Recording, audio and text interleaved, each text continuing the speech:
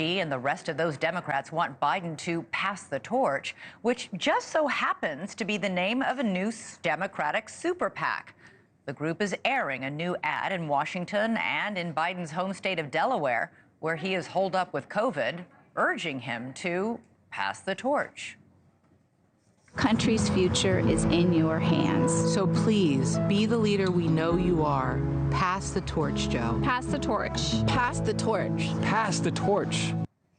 Despite the president's defiant statement to continue campaigning, there is reporting denied by the White House that members of his family are privately discussing what an exit plan would look like.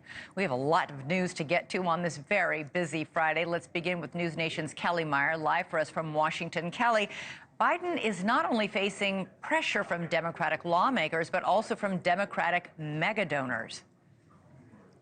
And it's the latter, Elizabeth, that may carry more weight here for the Biden-Harris campaign. Without the campaign cash to continue, not much else matters. And today, one of the party's largest contributors went public with his concerns. In an email to the New York Times, Michael Moritz, the billionaire Silicon Valley venture capitalist, said this, quote, "Sadly, President Biden has a choice, vanity or virtue," going on to say he can either condemn the country to dark and cruel times or heed the voice of Father Time. The clock has run out.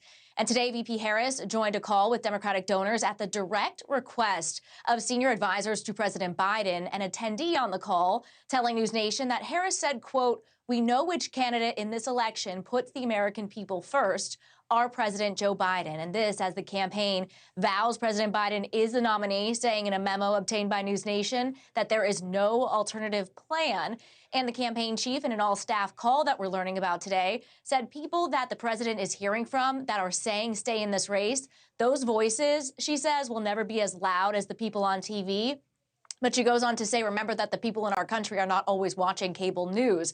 But there are a lot of Democrats still standing by him. Hakeem Jeffries, the leader in the House, at an event today in Brooklyn said, quote, "Right now, we've got the Biden-Harris ticket." He said, "We're going to support that ticket because the stakes are too high at this time." Elizabeth. Yeah, and Kelly, speaking of going back to Democratic lawmakers, there was a pretty stunning op-ed today from Massachusetts Congressman Seth Moulton, who said that when he saw the president at the D-Day events in France, he didn't seem to recognize him.